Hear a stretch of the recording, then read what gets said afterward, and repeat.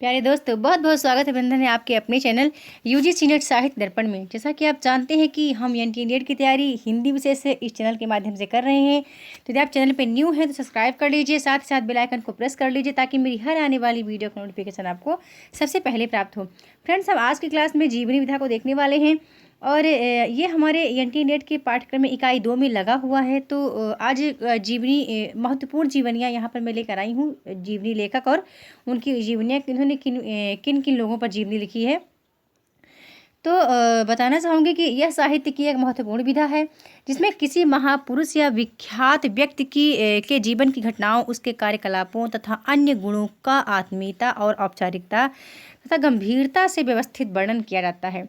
इसमें व्यक्ति विशेष के जीवन की छोटी से छोटी बात और बड़ी से बड़ी बात का भी वर्णन किया जाता है कि पाठक उसके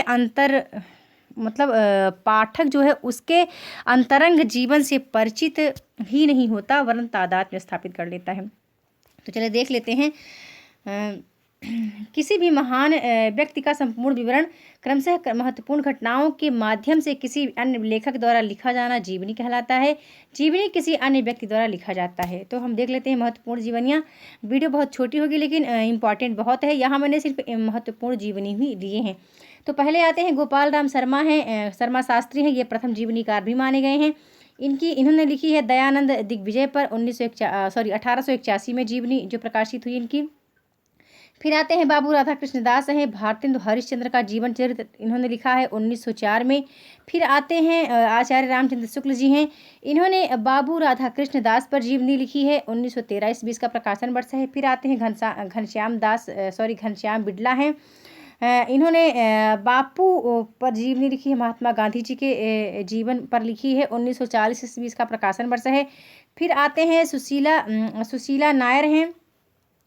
तो सुशीला नायर ने बापू के कारावास की कहानी पर जीवनी लिखी है 1949 ईस्वी इसका प्रकाशन वर्ष है। और फ्रेंड्स, बताना चाहूँगी कि जितनी जीवनियाँ महात्मा गांधी पर लिखी गई हैं, जिन जिन लोगों ने लिखी हैं, तो प्लीज़ आप इसको याद रखना, क्योंकि कभी कभी दो चीज़ें आती हैं यहाँ पर, दो प्रकार के प्रश्न बनते हैं। एक तो प्रकाशन वर्ष के अनुसार कालक्रमानुसार लगाने के लिए आता है, और दूसरा टाइप का क्वेश्चन आता है तो वो है जीवनीकार को उनकी जीवनियों से मिलान करने के लिए आता है। तो प्लीज़ आप ध्यान से देख लीजिएगा।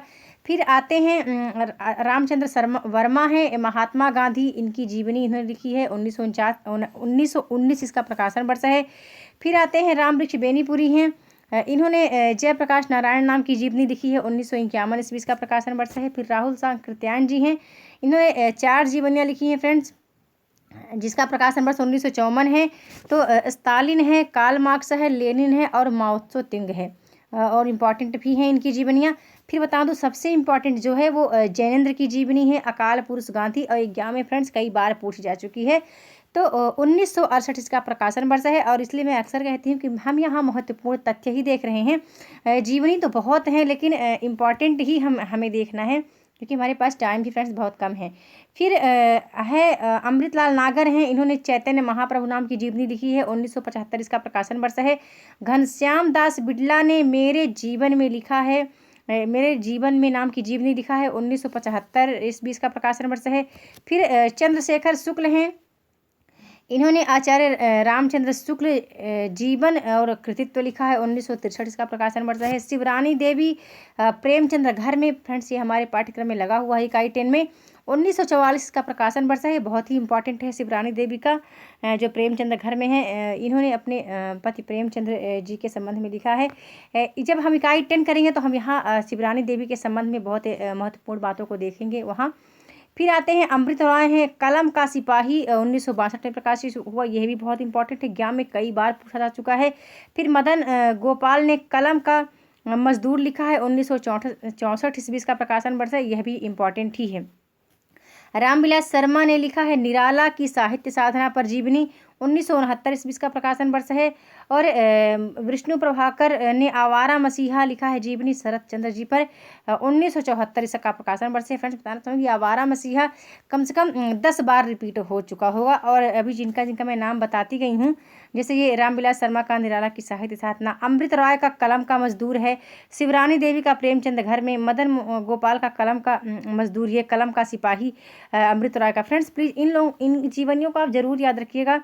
जैसे जैनेंद्र का अकाल पुरुष गांधी, यानी ये जो है कई बार एग्जाम में रिपीट अगेन अगेन अगेन मतलब बार बार ये पूछी गई हैं, तो प्लीज़ आप इनको ध्यान रखिएगा। फिर आते हैं शांति जोशी हैं, ये सुमित्रानंदन पंत जीवन और साहित्य इन्होंने नाम की जीवनी लिखी है, 1970 ईस्वी का प्रकाशन वर्ष है।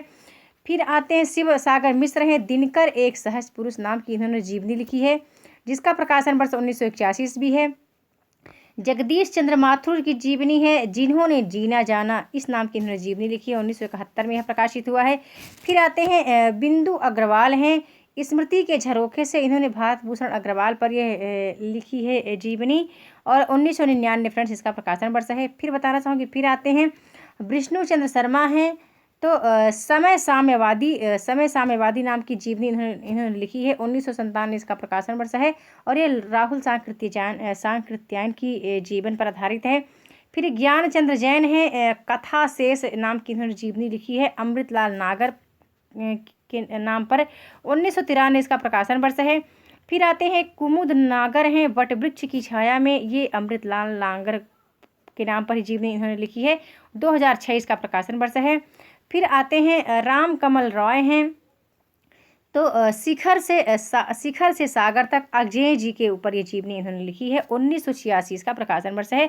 तो फ्रेंड्स जीवनियाँ तो बहुत थी, बट जैसा कि मैं अपनी हर क्लास में बताती आ रही हूँ कि हमें इंपॉर्टेंट तथ्य ही पढ़ने हैं, क्योंकि हमारे पास टाइम इतना ज़्यादा है नहीं, तो क्यों हम महत्वपूर्ण बातों को देखकर ही अपने एग्जाम को बहुत अच्छी तरीके से क्वालिफाई कर पाएँ। तो बस फ्रेंड्स आज की वीडियो में इतना ही, जल्द मिलती हूँ अपनी नेक्स्ट वीडियो में न्यू टॉपिक के साथ। तो वीडियो आपको कैसी लगी कमेंट करके ज़रूर बताना। वीडियो देखने के लिए बहुत बहुत धन्यवाद।